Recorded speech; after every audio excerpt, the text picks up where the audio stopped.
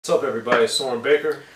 Amir, Rahimi. And today on The Great Debaters, we got a classic song and looking at some classic verses on a landmark release. Check us out.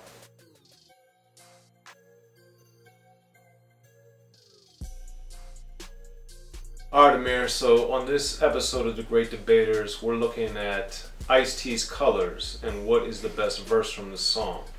So, the movie Colors came out in 1988. The song Colors also came out in 1988, and both of them were explosive for different reasons. The movie was probably the first, and at that point, the best depiction of what was going on in Southern California with the Bloods and the Crips. Obviously, there are a lot of shortcomings in the film on how the gang members are presented, but to that point, I think it was the best one. And then we had these powerhouses with Sean Penn in particular, Robert Duvall, Dennis Hopper, leading the way to make this film that had a huge impact. And on the rap side, Colors was the first title track ever made for a movie by a rapper, or the first studio film in particular, I should clarify. But it was the first studio film to have a title track by a rapper. And the fact that it was Ice-T is amazing. And I talk about that in my book, The History of Gangster Rap, to kind of explain how significant that was. And with this song, man, it's always been one of my favorite songs, and Ice-T did a phenomenal job on it on many, many levels, which we're about to get into now.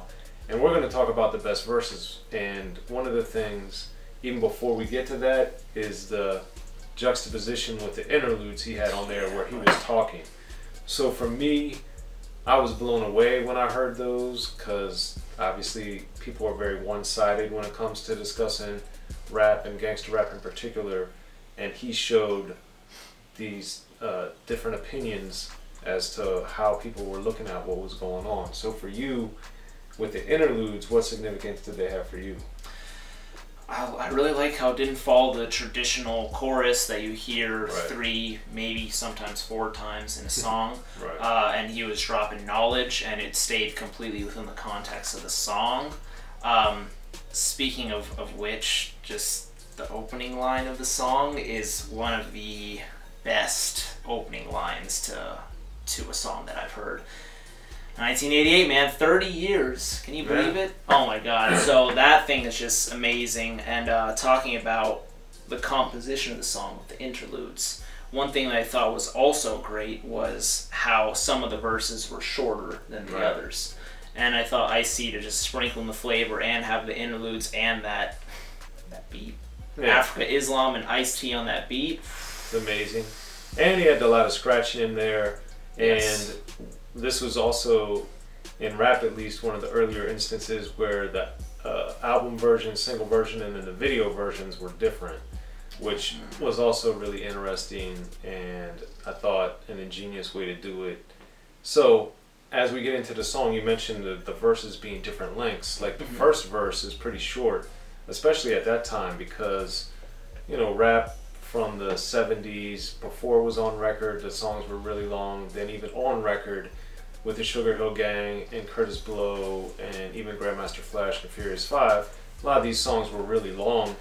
Houdini and Schoolie D also had long songs, as did Ice-T with 6 in the Morning. So to have the verses, the first verse in particular, be so short, I remember that always just struck me as interesting. So for you, Amir, what did you think listening to these verses and how they were different lengths? Did that surprise you? Did you like it? Like, what impact do you think it had on the song's effectiveness? It surprised me, and I liked it reasoning, because I don't like when I can kind of just guess what a rapper's song is gonna be just like. Right. Which is one reason also, and I'll bring it up, but why I love Death Certificate so much, because so many of the songs are different times, different verse length, etc.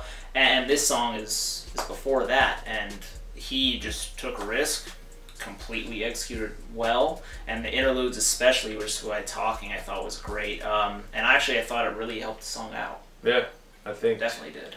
And it gave you the perspective of this is definitely not a glorification of gangbanging, No. because it shows you what Ice-T did so brilliantly throughout his career was show you the highs and the lows. And that's something else that he talked to me about from my book, The History of Gangster Rap, is showing the full circle of what happens in the life. If you're going to choose to live the life of a gang member and choose to live on the streets and do this stuff, there are ramifications for that. And Ice-T brilliantly details, reveals, explores that in Colors. And I think that's, you know, something that when we get into the second verse and he's talking about, you know, oh man, the mother. I gotcha. Right. My homeboy got jacked. My mother's on crack. My sister can't get a job. The arm show tracks. Boom. Madness, insanity, live in profanity. Then some punk claiming he's understanding me. Like, dude, that passage there to break into, you know, we're dealing with economics with job. We're dealing with a parent situation. We're dealing with drugs. It's just so much is going on in that little passage there. It's amazing, man. And that, it just let me know that Ice-T, in addition to the other brilliant stuff of his I'd already heard with Rhyme Pays, and prior to that, that with Colors, the streak was nowhere near ending. No, man. And that's also my favorite stanza of the song. Yes. Stanza speaking. Woo. Yeah, dude. Oh my God. It's phenomenal. And, you know, he elsewhere in the song, of course, compares being a gang member to a religion.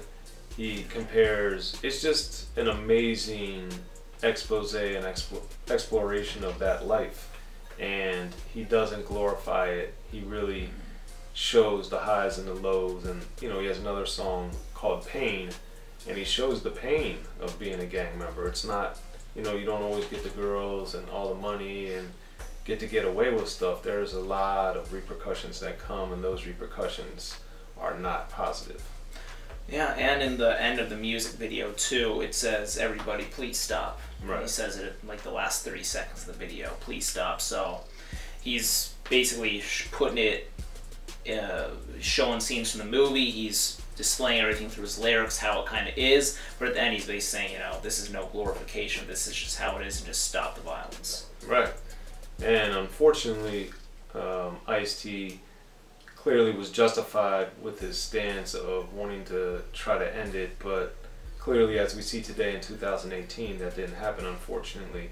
And it just makes the song that much more powerful, and it also shows Ice-T's foresight to know that he could address the song in such a powerful manner and articulate it extremely well and do it over a great beat, and to have the fact that it was the title track to a film starring future Oscar winner Sean Penn, and for Ice-T to have this platform and this stage, especially early in his career as far as the mainstream in particular, was a remarkable accomplishment, astounding, and it just showed how powerful what Ice-T did was at the time and remains to today.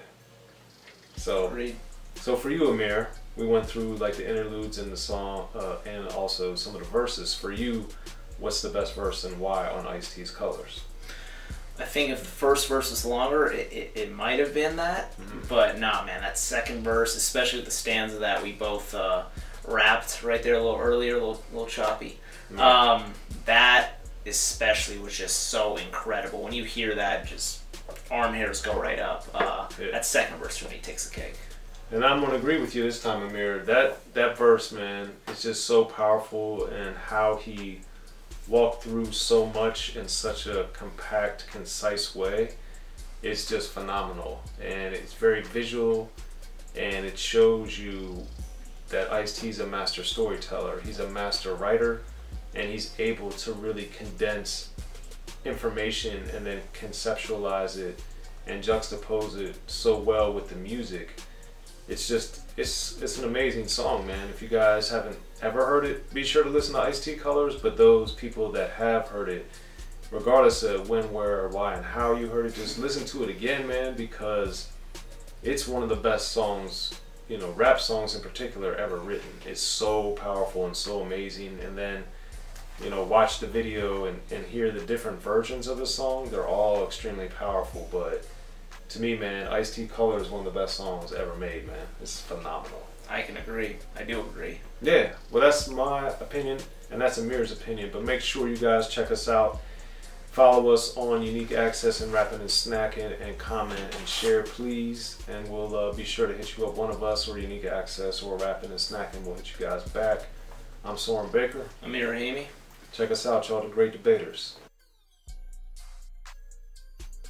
Be sure to check out the History of Gangster Rap by Soren Baker. He's official. History of Gangster Rap features exclusive interviews with Ice-T, Snoop Dogg, MC Ren, the D.O.C, and dozens of others. The History of Gangster Rap, a definitive look at how Los Angeles changed rap forever. In Los Angeles, the streets definitely set the tone of the hip-hop music. At 19, I got a $50,000 car. My whole angle always was, I'll be street, but I will always tell you the horrors that go along with this life. There will be penalties and casualties for just wearing the wrong color in somebody's neighborhood. And once gangster rap made it from the streets to the TV, the genre exploded.